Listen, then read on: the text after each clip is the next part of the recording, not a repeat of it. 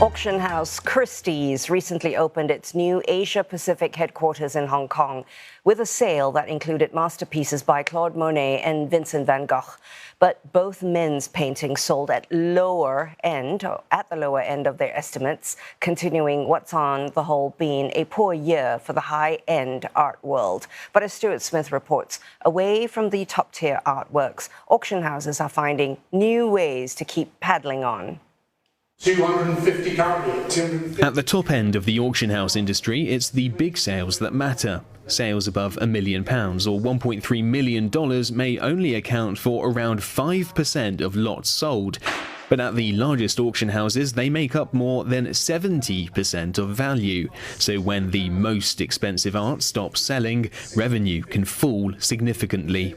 When you look at the art market, we deal in passion, and mood is a big part of that. With everything that's been happening this year, we were kind of expecting a lot of turbulence. So from the elections that we've seen globally, obviously here in the UK, we've had our general election, we have the upcoming US election, and in many other countries, there's been so much political change that I think that has naturally kind of impacted people's confidence or their ability to make quick decisions.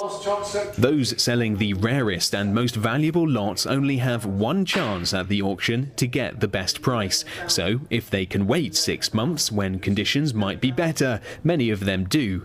One industry survey found 2/3 think the slowdown has reached its lowest point, but many believe change will only come next year. Well, on the whole, it's been a trickier year for the top tier of the industry. It's a different picture for the mid-market. In West London, Chiswick Auction House hasn't seen much variation this year, suggesting it's more insulated from the international situation. Mid-market auction houses, which is the vast majority of auction houses in the world, will do well by selling consistently across all of the price points rather than just one or two in very, very high figures. They tend to weather the storms of the economy very well. If you're looking at lots that are in the hundreds or the low thousands, that doesn't tend to be affected very much by the recession or a boom. It tends to be quite steady. What has changed across all tiers of the industry is the way art is being sold. Auction houses were forced to head online during the COVID-19 pandemic, and post-pandemic continued to refine their platforms and processes to allow buyers anywhere in the world to participate.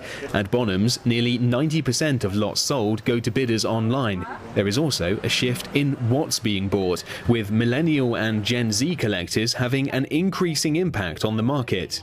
Wine is huge, jewels and watches are huge. We've even moved into sports memorabilia. You know, you can get your NBA sweaters from Sotheby's, and it's become a real marketplace for that. And I think kind of diversifying to get new collectors will help in that way. Asia is becoming increasingly important too. Collectors from the region made up nearly 1/3 of overall buyers bidding more than $1.3 million from 2018 to 2022, just behind North Americans but outnumbering European collectors. It's one of the reasons the biggest auction houses have now all set up houses in Hong Kong as well as London, as that trend isn't expected to change. Stuart Smith, CNA, London.